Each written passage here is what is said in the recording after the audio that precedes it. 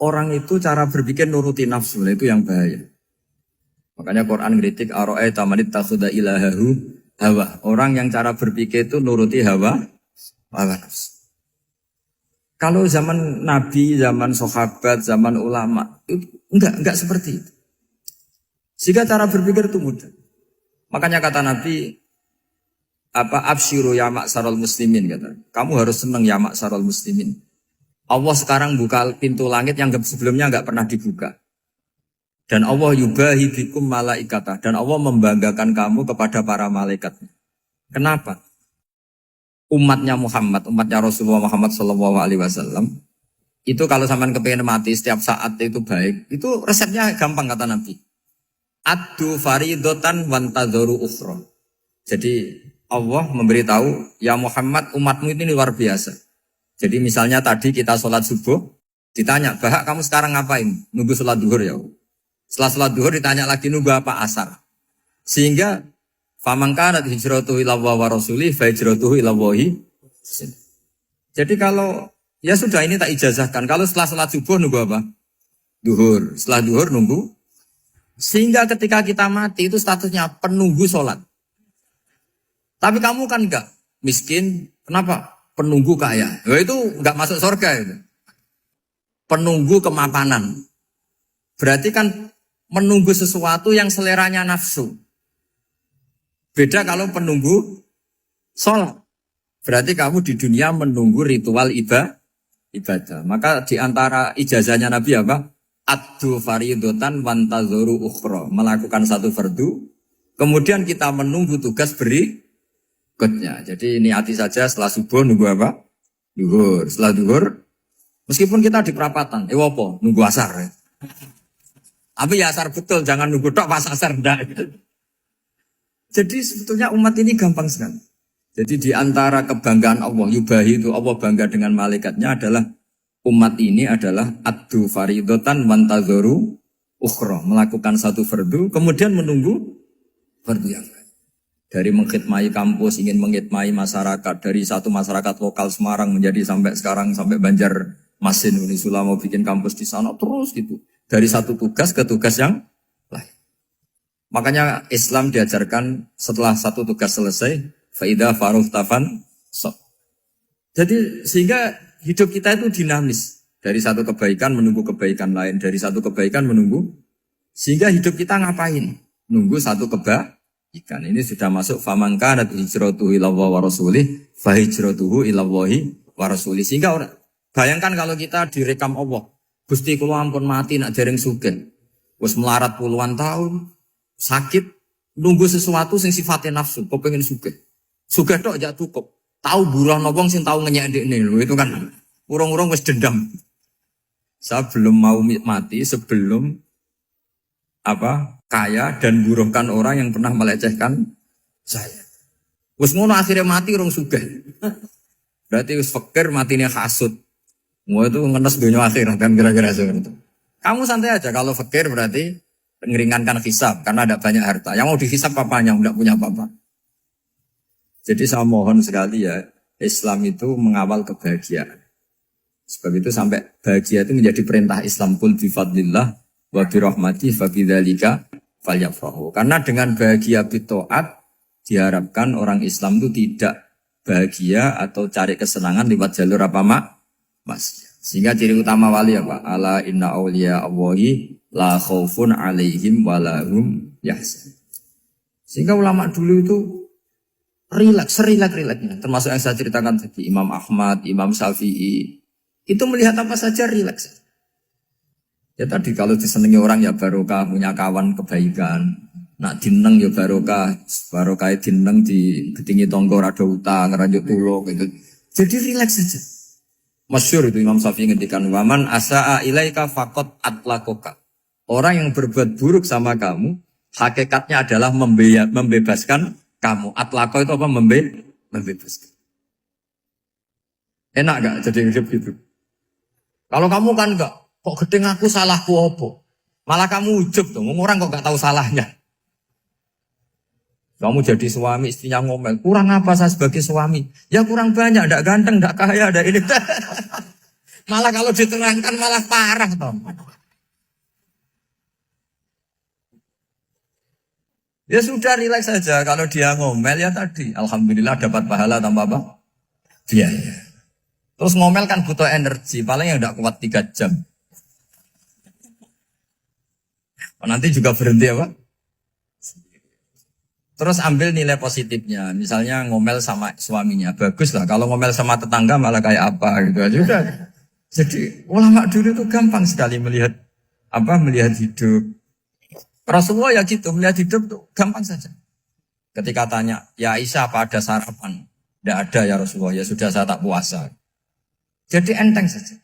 Kadang-kadang beliau ingin puasa, ya puasa sunat, ada sarapan nggak jadi puasa. Rileks. Nabi itu rileks. Kalau ngajari kebaikan juga rileks. Nah sekarang itu banyak orang yang karena mungkin kurang baca, Islam tuh kayak menjadi aturan yang bengis, yang repot, yang mengekang. Itu tidak seperti itu. Yuridu wa bikumul yusra wala yuridu bikumul usra. Allah menghendaki agama ini mudah. Sehingga ada sahabat di Imami Mu'ad itu baca Baqarah. Sahabat ini pekerja petani. Mufarokoh ditinggal. Ketika Mu'ad lapor, ya Rasulullah ini ada orang munafik. Tengah-tengah sholat mufarokoh saya ditinggal. Yang disalahin itu tidak yang ninggal tapi Mu'ad. Afattanun anta ya Mu'ad. Kami itu tukang fitnah. Masa ngimami petani pakai surat Baqarah? Jadi yang disalahkan ini imamnya. Kalau kamu jadi imam, sholatnya ya yang cepat. Makanya terus banyak orang kecepatan karena tadi. Jadi Nabi itu enteng sekali. Jadi apa ya? Nabi itu beda dengan yang kita bayangkan beda. Nabi pernah ngaji di masjid, kemudian ada tetangga lewat pakai cangkul ke kebun. Semua sahabat gerutu. Ini orang tidak benar. Ada Nabi ngaji ditinggal saja ke kebun tidak ikut ngaji. Jawabannya Nabi tidak. Itu bagus itu ikut sunnah saya. Kenapa ya Rasulullah? Dia kerjanya nyari halal. Dan untuk menghidupi keluarganya itu juga ajaran saya. Sehingga yang ngaji ya ajarannya Nabi, yang nggak ngaji karena kerja mencukupi keluarga juga ajarannya Nabi. Segampang. Oh, kalau kayaknya kamu kan, wes gak roh akhlak kan gitu. Nabi rileks saja Nabi. Sampai bisa lihat itu di bab Fadhailul Kasbi. Makanya ini penting sekali supaya orang itu berpikir Islam atau mendakwakan Islam itu berdasar sanad ya yang muttasil yang pernah dilakukan Rasulullah SAW. Sesuatu yang dilarang Allah itu pasti madhar. Maka untuk melarang seseorang bergantung sama narkoba misalnya atau hal-hal yang bahaya pada fisik, itu satu tentu bagi ahlullah, tentu karena takut Allah. Tapi banyak masyarakat yang memang benar-benar bisa meninggalkan narkoba karena efek buruknya ganja. Bahwa itu mengakibatkan sakau, mengakibatkan tidak sadarkan diri, mengakibatkan kebangkrutan ekonomi macam-macam. Sehingga mereka benar-benar benci sama yang namanya narkoba. Jadi di antara manhajul Quran itu kalau mentakbih, memburuk-burukkan maksiat itu mesti dikritik innahu kana fahisyah. Innahu kana fahisyata wa maqta wa sa'a sabila. Innahu kana fahisyata wa sa'a sabila. Diulang beberapa kali. Sehingga dibutuhkan kecakapan untuk menganggap satu hal yang buruk itu fahisyah, sesuatu yang enggak rasional, sesuatu yang tidak positif, sesuatu yang pasti berdampak negatif. Sehingga kalau misalnya tadi dibacakan oleh Qori, kuntum khaira ummatin ukhrijat linnasi ta'muruna bil ma'ruf wa tanhauna 'anil munkar.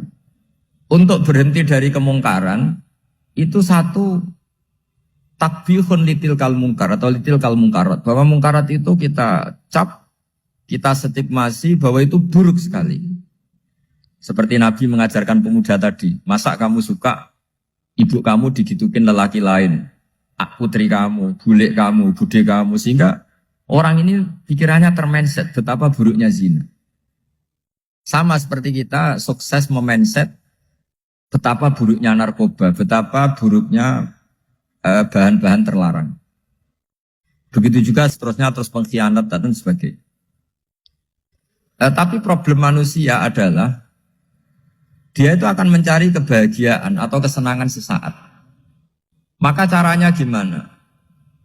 Keinginan senang lewat maksiat ini dilawan dengan nyaman dengan taat. Saya ulang lagi, nyaman dengan taat. Sehingga ulama dulu punya kalimatul munajat, artinya kalimat hubungan pribadi sama Allah yang menjadikan orang itu nyaman. Dan ini yang diajarkan kitab-kitab tasawuf. Kitab tasawuf itu sukses mengajarkan melihat alam raya ini semuanya nyaman, termasuk yang mengecewakan. Itu dianggap nyaman. Saya berkali-kali mengajarkan ilmu ini karena ini musalsal ila Rasulillah SAW. Itu pernah suatu saat Imam Ahmad itu dipanggil sama tetangganya, anak muda. Tentu Imam Ahmad ini orang yang sangat soleh, sangat waroi, sangat tunduk sama perintahnya Allah dan Rasul. Pemuda tadi manggil, ya Ahmad, datang ke rumah saya. Imam Ahmad datang. Setelah sampai ke pemuda tadi, sudah pulang lagi, saya tidak butuh kamu. Pulang lagi. Setelah sampai rumah dipanggil lagi, ya Ahmad, datang lagi. Datang lagi. Oh, saya tidak jadi butuh, pulang lagi. Sampai 3 kali. Dan itu perangai ekspresi Imam Ahmad itu atau ulama lain yang sesoleh beliau itu nyaman, indah. Beliau tetap senyum-senyum nyaman. Beliau tidak tersinggung, tidak terprovokasi, tidak, ya pokoknya tidak tersinggung, kelihatan nyaman. Lama-lama pemuda ini terus tanya, ya Ahmad, kamu saya perlakukan seperti ini kok tidak tersinggung? Kamu senyum-senyum saja, happy-happy saja. Jawabnya Imam Ahmad itu unik. Wahai pemuda, saya kamu panggil itu senang sekali. Karena kata Nabi, kalau kamu iman dengan Allah dan Rasul, maka hormatilah tetangga. Jadi saya senang. Karena nuruti perintah Allah untuk menghormati tetangga. Jadi tidak ada urusannya dengan kamu. Kagetnya kayak apa? Jadi dipanggil tetangga ya senang karena melakukan perintahnya Allah dan Rasul, yaitu ikramul jar, fal yukrim jarum. Disuruh pulang, kamu ingin saya pulang, ya saya pulang. Disuruh datang, ya saya datang. Jadi saya tidak tersinggung, saya tidak ada urusan dengan kamu. Urusan saya dengan Allah Subhanahu wa Ta'ala. Itu kalau bapak-bapak istrinya ngomel terus sabar itu ya bagus. Saya tidak punya urusan. Kalau kamu terprovokasi oleh istri, berarti kamu didikte oleh makhluk. Masa seorang rektor didikte makhluk? Kan tidak keren.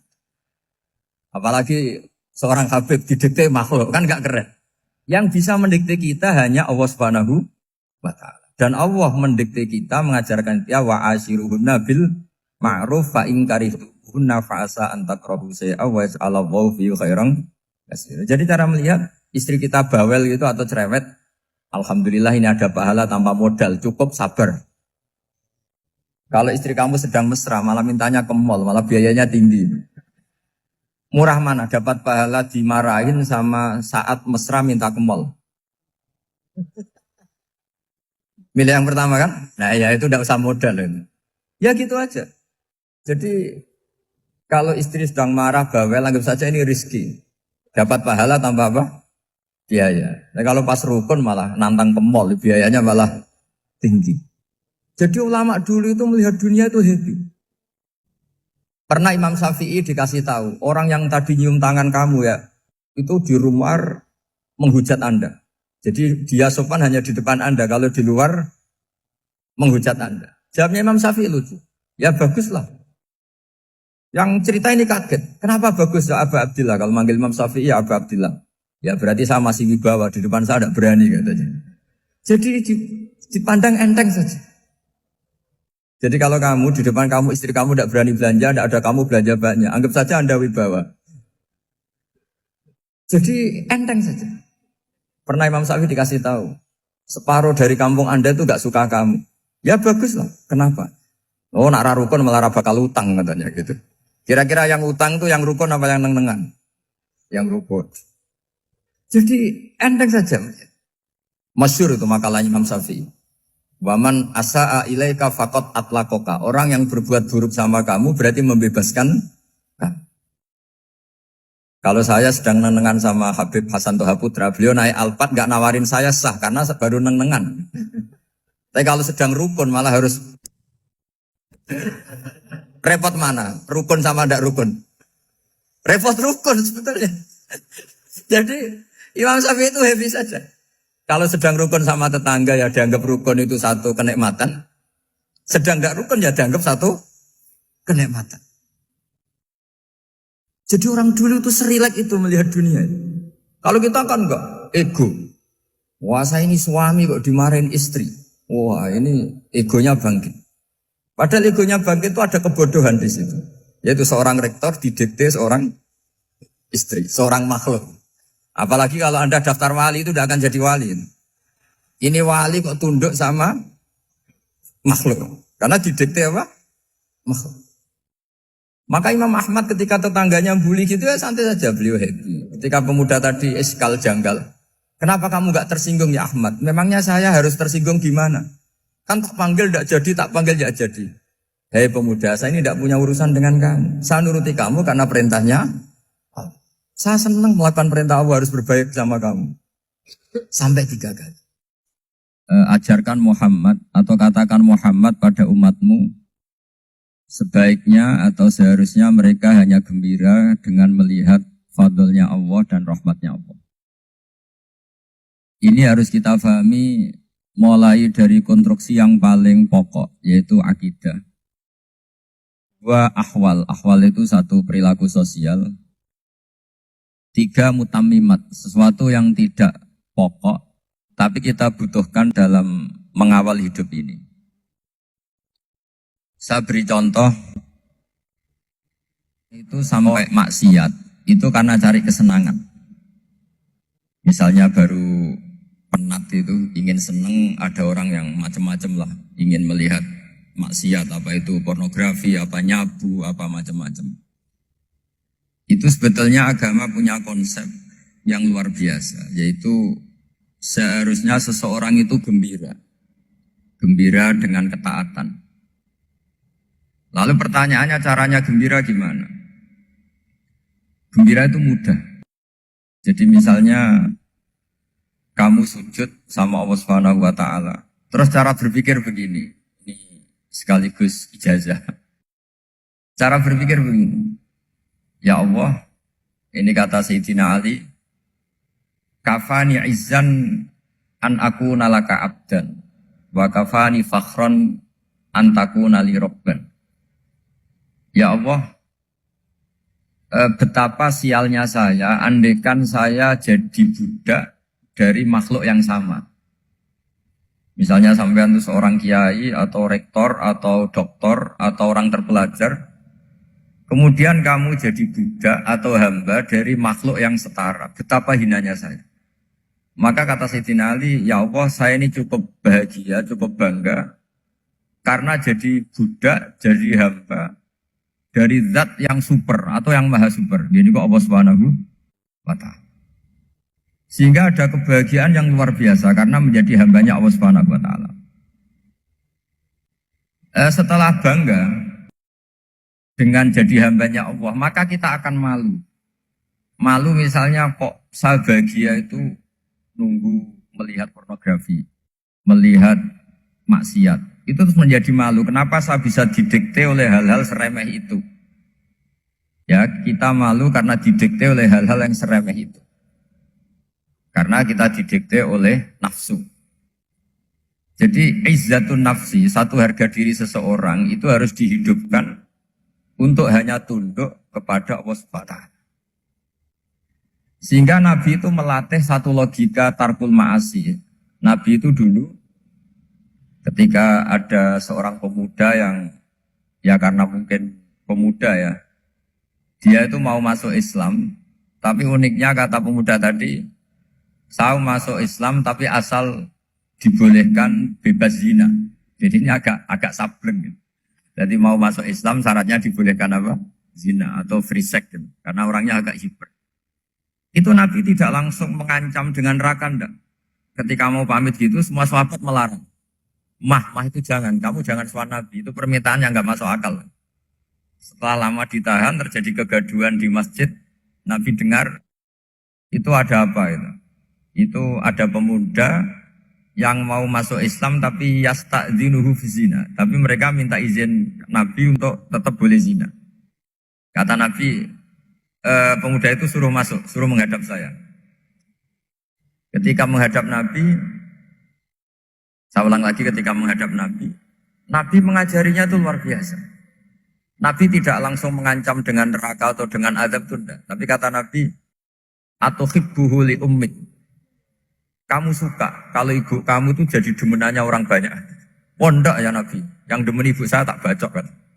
Karena ini ya agak preman, di mana-mana orang nakal agak preman. Terus atuhibbuhu li bintik. Kamu suka kalau putri kamu ya digitukan orang-orang. Oh ya enggak Nabi, yang gitukan putri saya tak bacok. Atuhibbuhu li kholatik. Kamu suka kalau bule kamu digitukan. Atuhibbuhu li ammatik. Kamu suka kalau saudara bapak kamu digitukan. Nabi itu mengeset ya. Cara sekarang itu otak mungkin. Nabi itu meluruskan otaknya anak muda itu. Betapa buruknya zina. Cara bahasa Arab ditakbih. Betapa buruknya zina. Kamu suka kalau korbannya ibu kamu, putri kamu, bude kamu, bule kamu. Sehingga orang itu matur ya hasbuka ya Rasulullah, ini sudah cukup. Saya tidak pernah melihat sesuatu seburuk zina. Jadi fa'alqallahu fi qalbihi bughdha zina. Kemudian Allah meletakkan di hatinya, menanamkan benci zina. Sehingga akhirnya pemuda tadi menjadi iffah, menjadi menghindari zina. Artinya begini ya, ini mungkin yang lolos dari para kita sebagai dai, kita tidak belajar banyak tarbiyahnya Rasulullah Shallallahu Alaihi Wasallam. Jadi kalau kita benci maksiat, itu jangan hanya ditakhdir, ditakutkan neraka itu enggak. Jangan hanya itu. Tapi di logika. Jadi kalau kita menghindari maksiat, itu selain karena takut azab, itu ada logika. Ada rangkaian pikiran yang menjadikan kita anti satu perbuatan apa maksiat. Jadi misalnya gini ya, kira-kira ginilah kalau contoh gampang itu.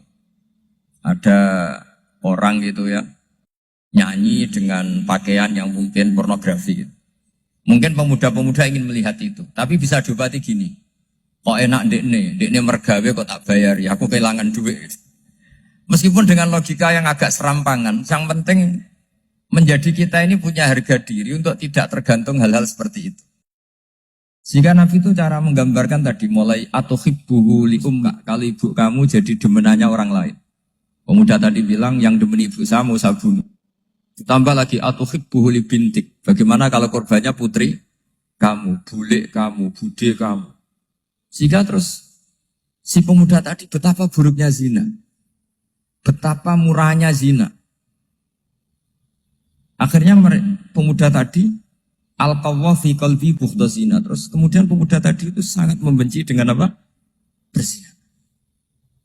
Nah, pikiran-pikiran seperti ini harus kita tanamkan.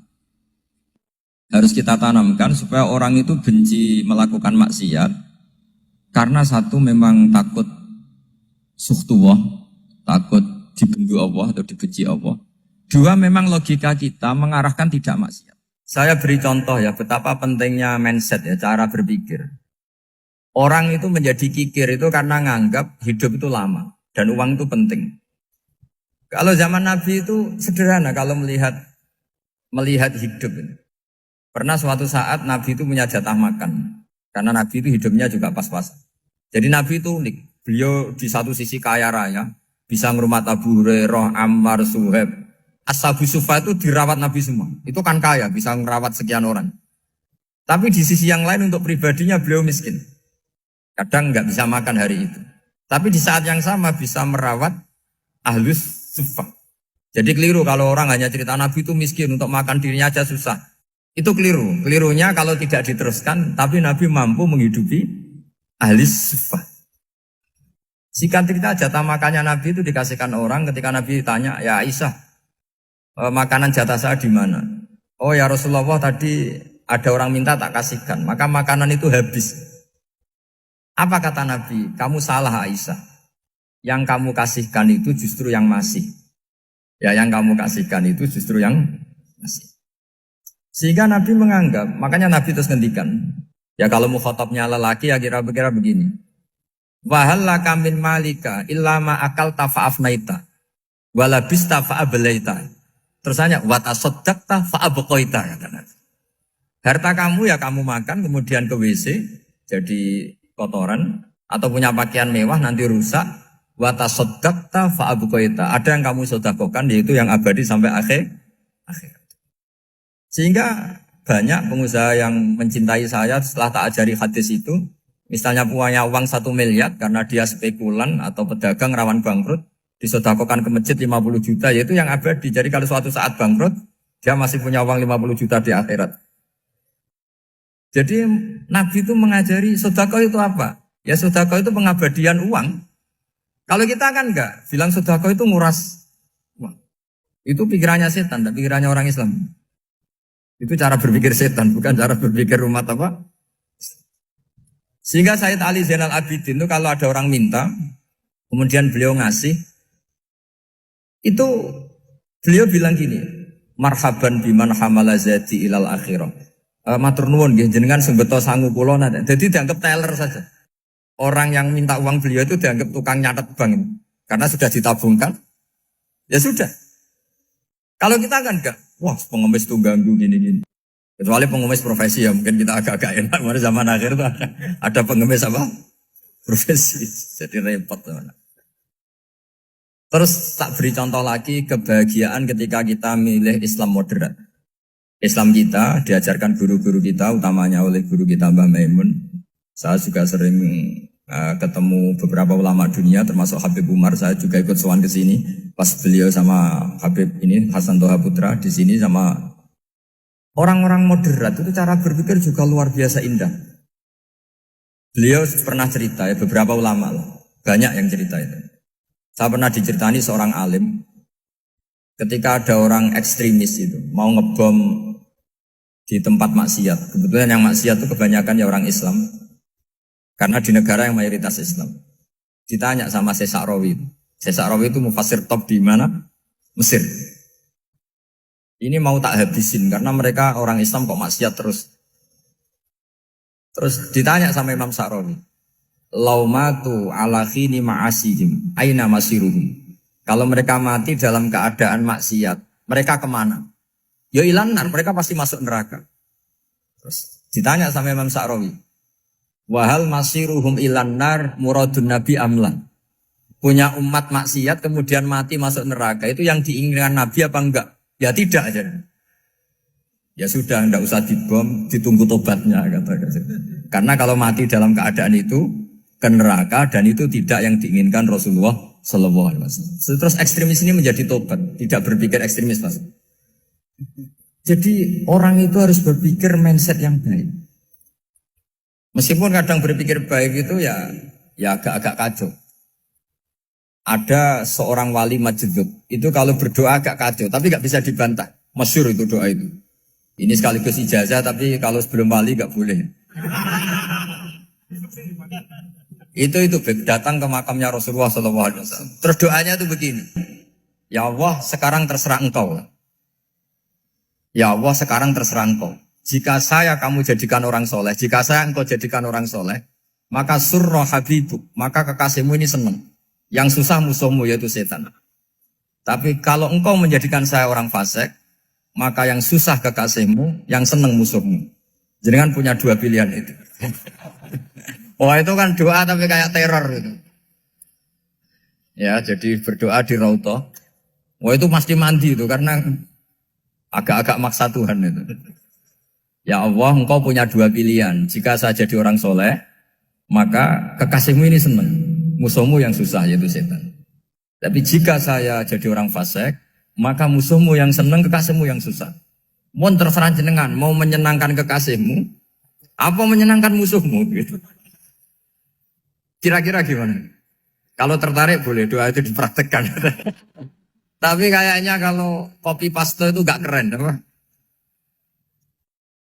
Jadi dulu orang itu muamalah sama Allah dan Rasul itu rileks.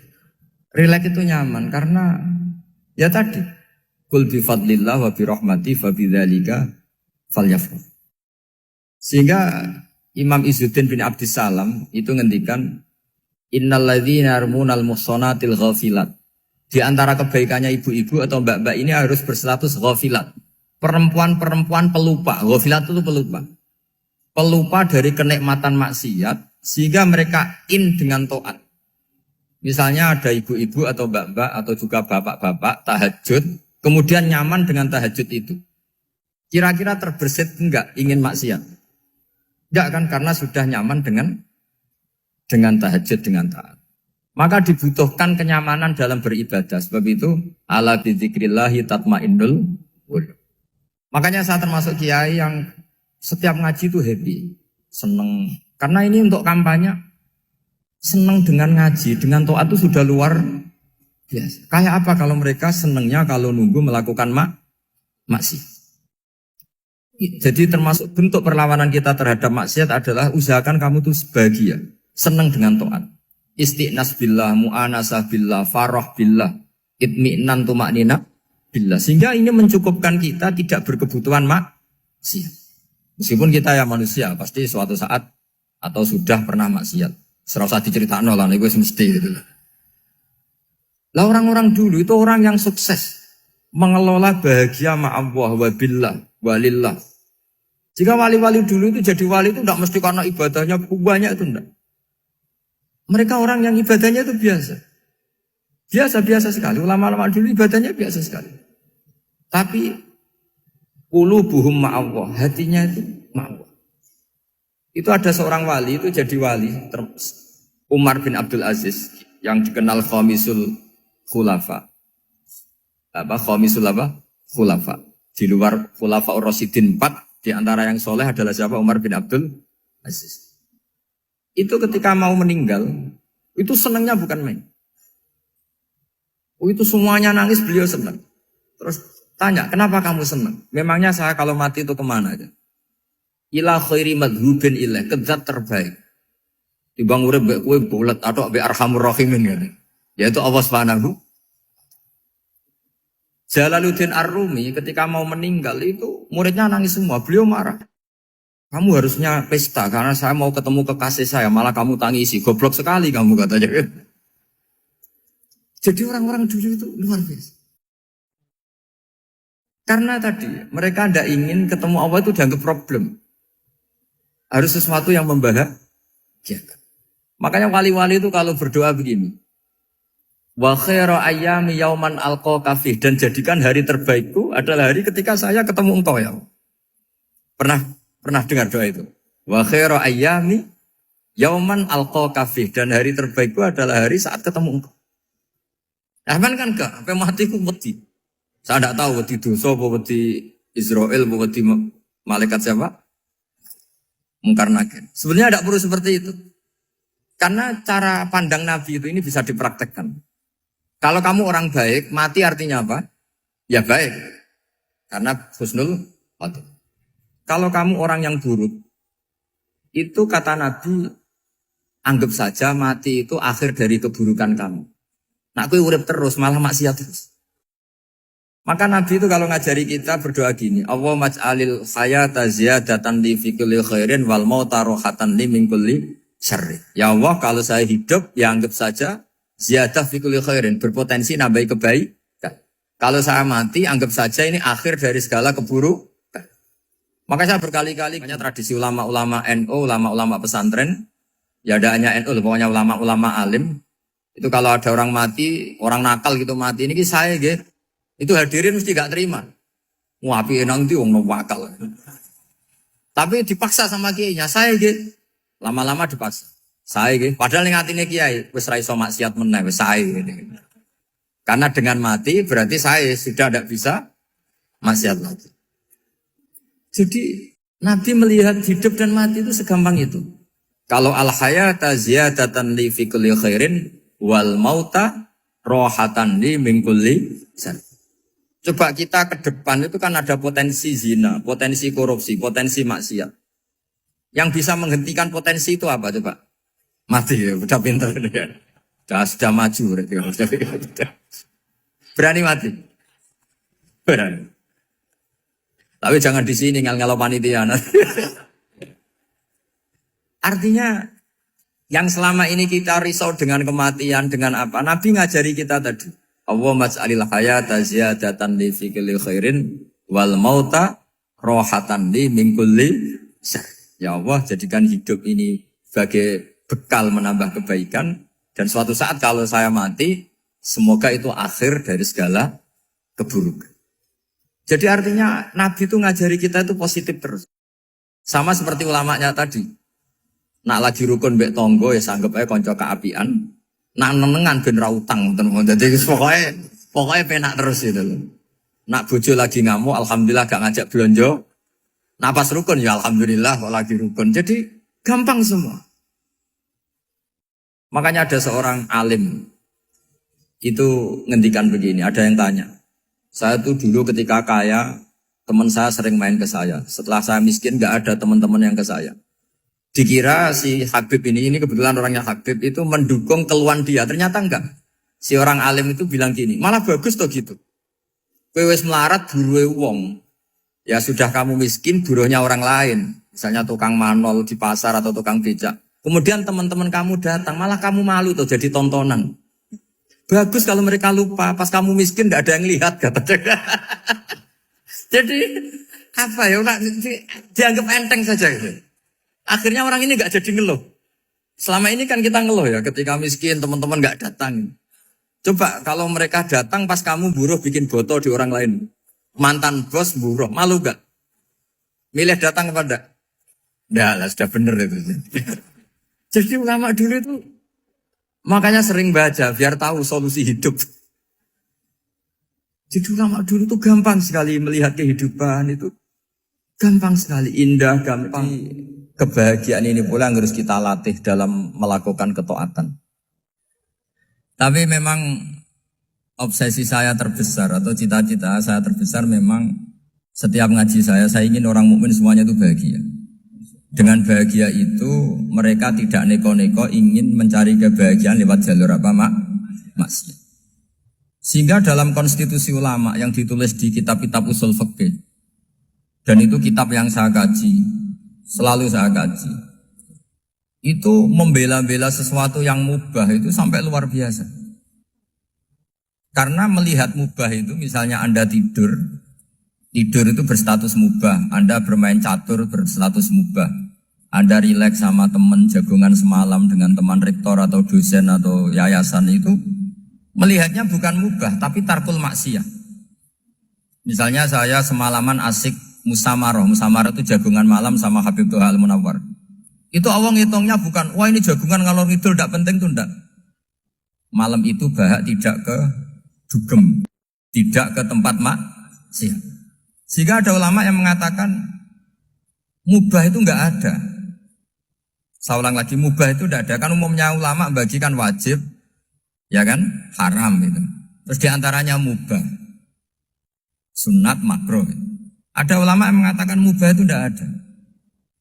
Kenapa? Logikanya begini, itsma min mubahin illa wa yatahaqqaqu bihi tarku haramimma. Karena tidak ada mubah yang Anda lakukan kecuali saat itu pasti ditinggalkannya sebuah keharaman. Misalnya Anda sedang jagungan sama istri di luar, di rumah, asik di rumah semalaman. Mungkin bahas hal-hal yang ringan. Mungkin melihat sinetron atau apalah yang ringan. Tapi di situ terjadi Anda meninggalkan ke tempat-tempat maksiat. Sekarang ninggal maksiat itu wajib apa mubah? Wajib. Padahal Anda sedang melakukanmu. Nah itu dicatat oleh Allah itu tarkul haram, meninggalkan keharam.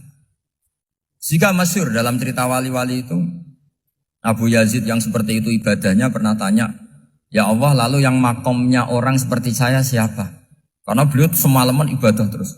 Sama Allah dijawab, ya yang tidur di pinggir kamu itu. Abu Yazid, loh kok bisa ya Allah? Dia kan tidur terus. Ya kan dia tidur berarti meninggalkan keharaman.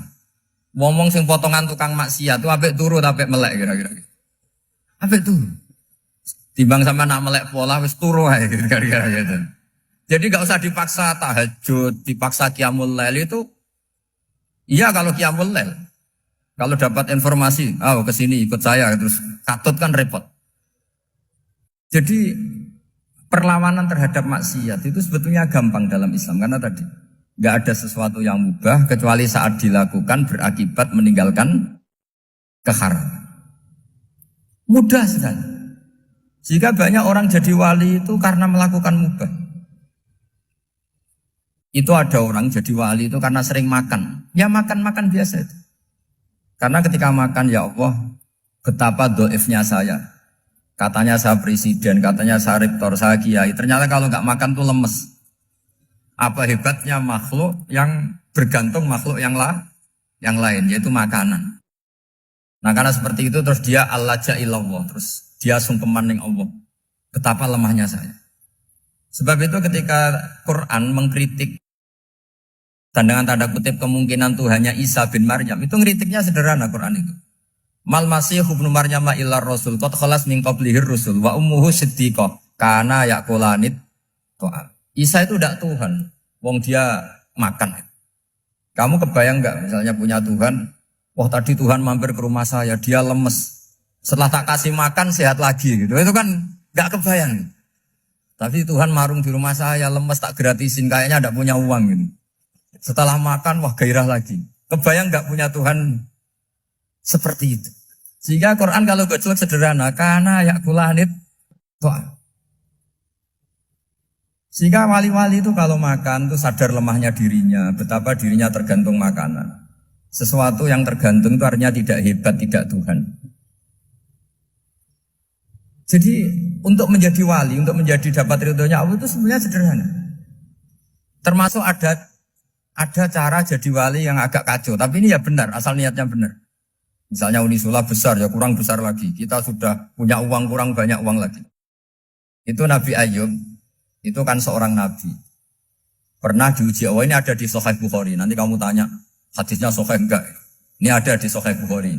Kadang orang kota itu aneh. Enggak ahli hadis tapi tanya, Sahih enggak? Padahal anda kan dibodohi Sahih, ya ngandel saja. Jadi kadang ya aneh. Oh enggak tahu kok tanya. Itu Nabi Ayub itu sudah kaya, pas itu sudah kaya. Bukan cerita yang masih miskin, memang sudah kaya. Beliau di kamar dihinggapin satu belalang dari emas. Setelah belalang itu dikejar, ternyata yang jenis itu banyak, semuanya dari emas. Ngambil sana sini, ini yang kesa ini dipenuhin, saku ini dipenuhin, sampai banyak. Sama Allah digojlok. Kamu itu nabi saya. Kenapa kamu mengumpulkan harta sebanyak itu? Kamu itu nabi saya kok rakus? Jawabannya, ya Allah, siapa yang bisa kenyang dari rahmatmu? Ya, jadi kalau kamu punya uang 1 miliar, kok ingin 1 miliar 100, ingin 1 miliar 200, itu cara ngitung bukan uang. Ya Allah, siapa yang bisa kenyang dari rahmatmu? Karena rahmat Allah tidak terbatas, sudah Gusti tenang saja. Meskipun saya gini, rahmat Anda tidak akan habis. Sehingga waroi ada ilmunya, tomak juga ada ilmunya. Termasuk ragus itu juga ada ilmunya. Misalnya begini, ini contoh rakus yang ada ilmunya begini. Ini saya beri contoh. Mungkin yang boleh niru orang-orang soleh, kalau nggak soleh jangan. Imam Syafi'i ini cerita nyata. Imam Syafi'i itu dulu ketika ngaji masih muda itu nggak suka sama guru yang kaya. Kebetulan dia punya guru miskin terus. Namanya Sufyan As-Tsauri itu miskinnya Masya Allah. Sufyan bin Uyainah juga miskin. Jadi dia miskin punya guru miskin terus. Sehingga idolanya ya sama guru-guru yang miskin. Suatu saat guru-guru ini menyarankan dia ngaji Imam Malik. Imam Malik itu kaya raya. Itu babutnya Imam Malik kalau diinjak itu mata kakinya tidak kelihatan saking halusnya. Kalah Indonesia kalah. Imam Malik tuh gaya. Kalau ngaji di kursi tinggi terus pakai bukhur itu, pakai jubah Arab yang mahal. Pokoknya mewah kali Imam Malik. Terus dia mulai ini kiai kok kaya. Kemudian setelah beliau alim tanya, saya harus ngaji siapa setelah ilmu jenengan habis kira-kira gitu. Kata Imam Malik, sudah kamu tidak usah perlu ngaji saya, kamu sudah alim alama. Terus Imam Malik datang ke Baki. Zaman itu Baki itu semacam kayak rentalan ya, semacam Grab lah kalau dulu itu. Mana kafilah yang mau ke Irak? Ya sudah terus, oh kita mau ke Irak. Ini antar ke Muhammad bin Hasan As-Syaibani. Itu dibiayai sama Imam Malik.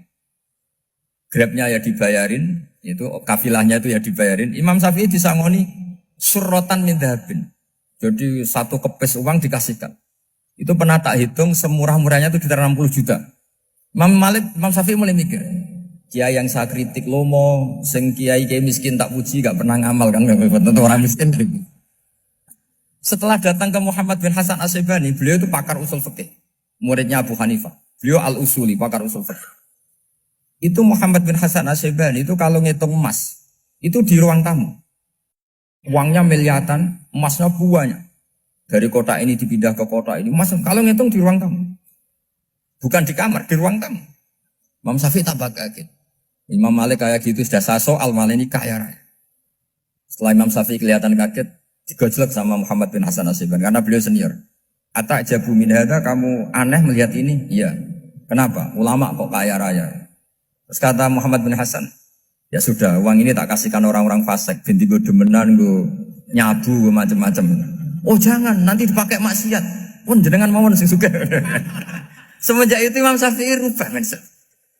Jadi kalau kampus ini ingin akreditasi A, ingin mulia, ingin apa, kamu ridho. Kalau yang punya prestasi seperti itu adalah orang-orang fasik. Ridho enggak? Enggak kan? Maka didoakan ini. Nah itu namanya berpikir secara usuli.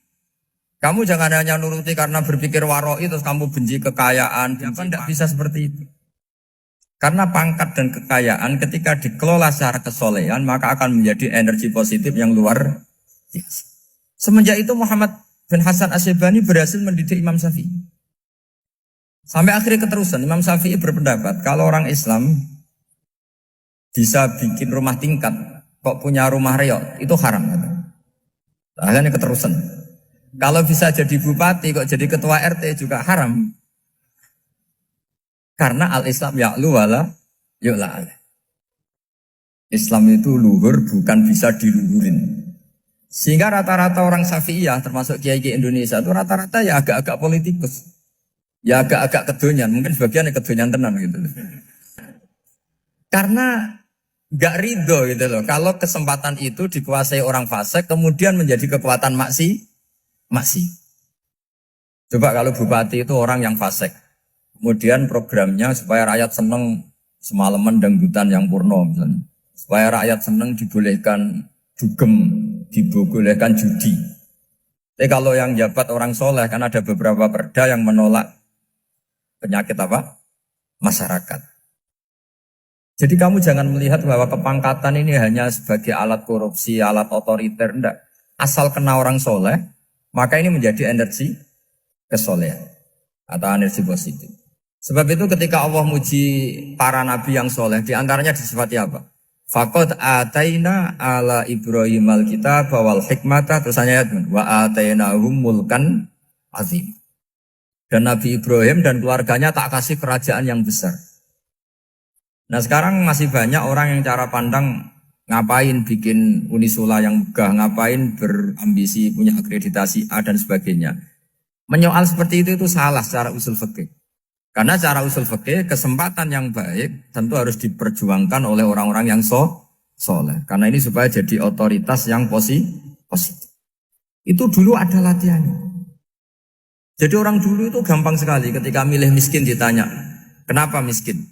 Saya ingin hisab saya ringan.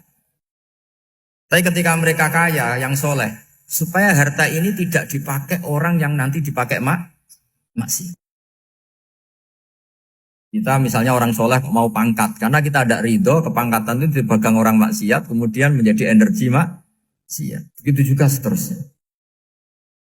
Maka ulama dulu itu rileks. Sampai Senawawi Al-Bantani itu nanti bisa dicek di tafsir. Qul hal yastawil ladzina ya'lamuna wal ladzina la ya'lamun. Beliau muji-muji ulama. Kemudian ada seorang yang agak hasut mungkin. Tanya begini. Hebatnya ulama itu begini-begini. Terus ditanya, tapi kenapa kita sering melihat ulama ngantri proposal di rumahnya bupati kan?